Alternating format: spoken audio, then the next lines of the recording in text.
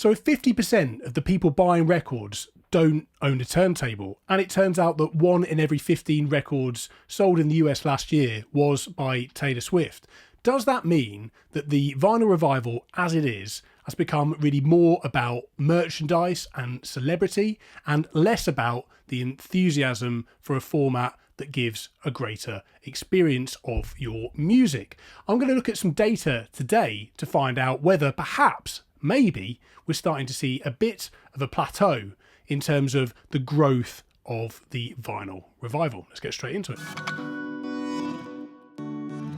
So every year, right, we're shown these articles driven by reports like the RIAA and the Luminate report that seem to show this kind of relentless growth of a format that was once, resigned to the dustbin of history, which on the face value of it, though, is really good news. But when you see things like this about the, 50% of people who buy these records don't own a turntable, and then you see, big, top, massive, famous celebrity types like Taylor Swift dominating so high in these numbers, it does make you wonder what's really going on. Are people buying things for, merchandise, or are they buying it because they actually want to collect records? It's that 50% of buyers don't own a turntable figure that really kind of gets me. It makes me maybe a little bit concerned about where the direction of the vinyl revival is going. Let's take a look at the Luminate report and see what they're claiming is going on. So here's that report, guys. 50% of people who purchased vinyl in the last 12 months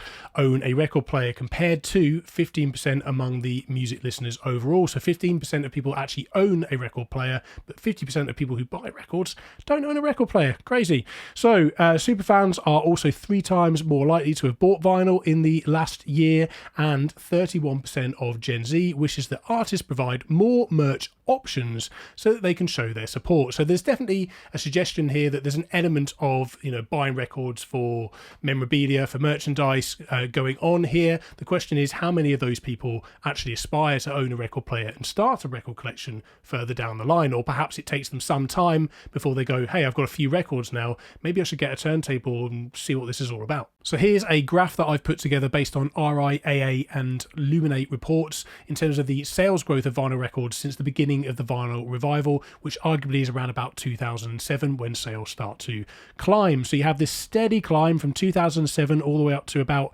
2014, where there's a bit of a larger jump.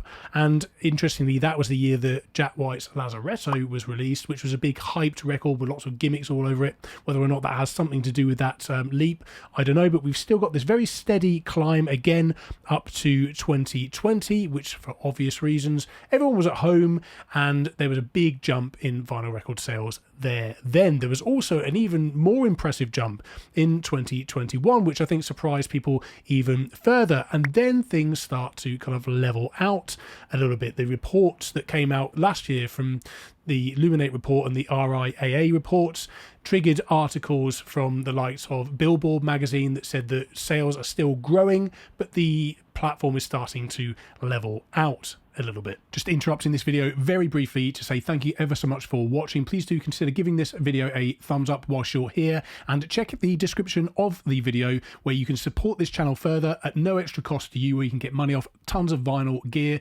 to feed your vinyl hobby, including record cleaning products, record storage products. There's a whole bunch of stuff down there that you get money off, no extra cost to you. I get a very small commission and it helps to support this channel, and I appreciate your support. Check it out in your own time, but now it's back to the video.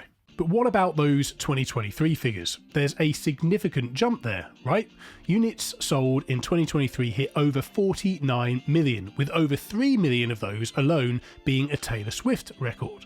If we remove Taylor Swift from the equation, there's a much smaller jump. So perhaps that's where we're headed, to a market where growth is slowing, with occasional boosts from megastars every few years. I've always said that vinyl eventually will find its place, its niche within the market, and that streaming, of course, will dominate the market from here on in. That is the main listening format for the vast majority of people now. The data absolutely shows that from these Luminate reports and the RIAA reports as well. That is not going to change anytime soon, but I do think still as well that vinyl is here to stay, that it's not just a fad. Fads don't tend to last this long, I don't think, and there certainly is a place for vinyl in the market. The question is, where is it going to flatten out, and where will it find its eventual natural place as a option for people in terms of how they experience music? To try and shed some light on this, I punched the term into Google Trends, which is a tool you can use to gauge interest in a topic over any given period of time. So I put vinyl records in there, and it seems to correlate generally with the growth in the sales figures. So we see the slow growth here, the steady growth, and then we see a bigger jump in 2014. By the way, these peaks are always the run up to the holiday season. So we've got November, December, peak interest of vinyl records every single year, and we always get a bit of a dip in the warmer months around about, July, August sort of time. So we get these peaks that are slowly growing over time, and then the biggest peak of all is that huge surge we had in 2020. So that's the absolute peak, driving interest in vinyl records, and then just like the sales figures, we start to see a slight slowing of interest here. So if you remove the Taylor Swift factor, perhaps this does show that we are now about to show a bit of a levelling off in interest in vinyl records and ultimately sales. But let's go back to record players and turntables. Are people just buying these as a piece of merchandise? Is there still interest in turntables and record players? So for this purpose, I punched in the term record player.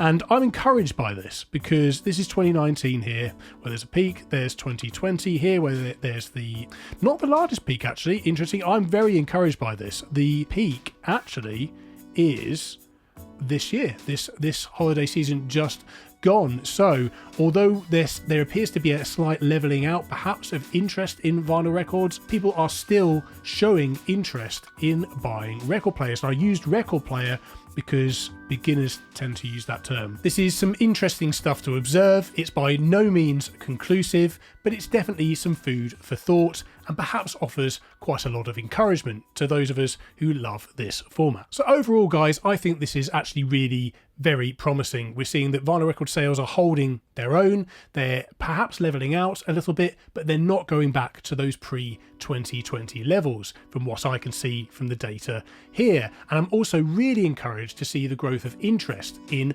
record players, perhaps because there's a whole bunch of people out there that have bought records and have no system to play them on. So yes, overall, I think this is really encouraging, but this is just what I think. Let me know what you think down in that comment section. And if you're new to this channel, please do consider subscribing. Until that next video, keep spinning and enjoy the music.